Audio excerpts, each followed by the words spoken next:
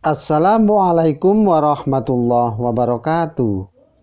Selamat berjumpa lagi di channel Jas Merah.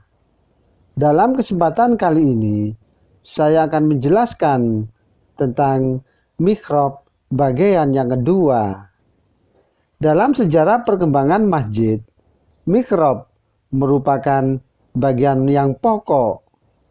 Jika tidak ada yang terpenting yang harus ada, meskipun harus ada yang beratap lengkung. Bahkan pada bangunan tempat ibadah untuk umat Islam yang lebih kecil, seperti musola, langgar atau surau, mihrab ini selalu ada.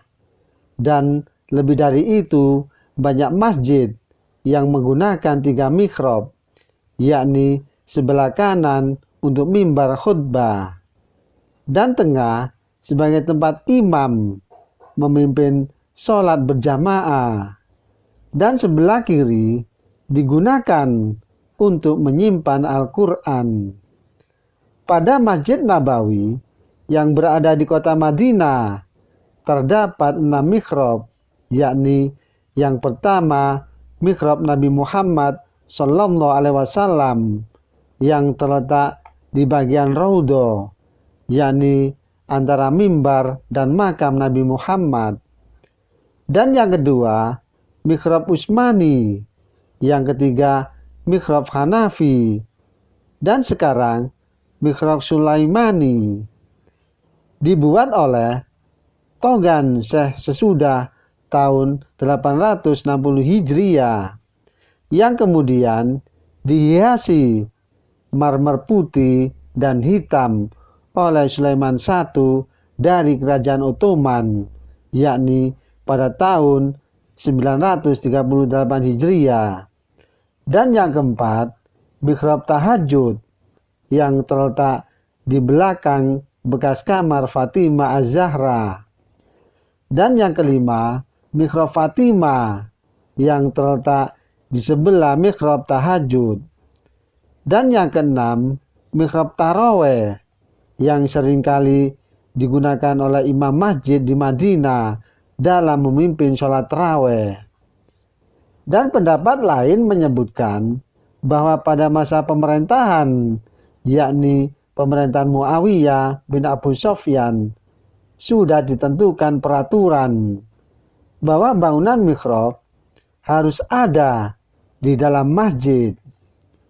Menurut Al-Maghrizi, seorang sejarawan, Qurra bin Syarik, seorang gubernur pada masa pemerintahan Muawiyah, yang telah memerintahkan pembuatan mihrab dalam masjid di kota Mesir dengan bentuk atap yang melengkung. Dan pendapat lain yang mengemukakan bahwa yang pertama kali memperkenalkan mihrab lengkung adalah Maslama bin Mukhallad. Dan selanjutnya, pada masa dinasti Fatimiyah yang berada di kota Mesir, dengan agak berlebihan menghiasi mihrab dengan gelang-gelang perak. Konon di Masjid Al-Azhar terdapat hiasan yang tidak kurang dari senilai 5.000 dirham yang dipajang di mihrab. Begitu juga dalam sejarah perkembangan arsitektur masjid, seperti yang terdapat di Kairawan dan juga Masjid Ibnu Tulun, di mana ada yang menyebutkan bahwa pada masa pemerintahan Bani Umayyah, mihrab sebagai tempat yang sangat penting. Tempatnya ditinggikan melebihi tempat sembahyang untuk makmum. Dan di Indonesia, yang arah kiblatnya ke barat agak miring ke sebelah utara, mihrab terletak di ujung barat, yakni barat tengah bangunan yang berada dalam masjid, yang berseberangan dengan pintu masuk. Di sebelah kanannya terdapat mimbar. Di atasnya sering terdapat kaligrafi dengan berbagai macam model seperti tulisan ayat-ayat Al-Quran atau kalimat syahadat serta kalimat thayyibah. Ayat-ayat itu menunjukkan ayat yang berkaitan dengan sholat. Juga pada masjid-masjid bangunan yang agak tua sering didapati 3 mihrab seperti yang telah dijelaskan.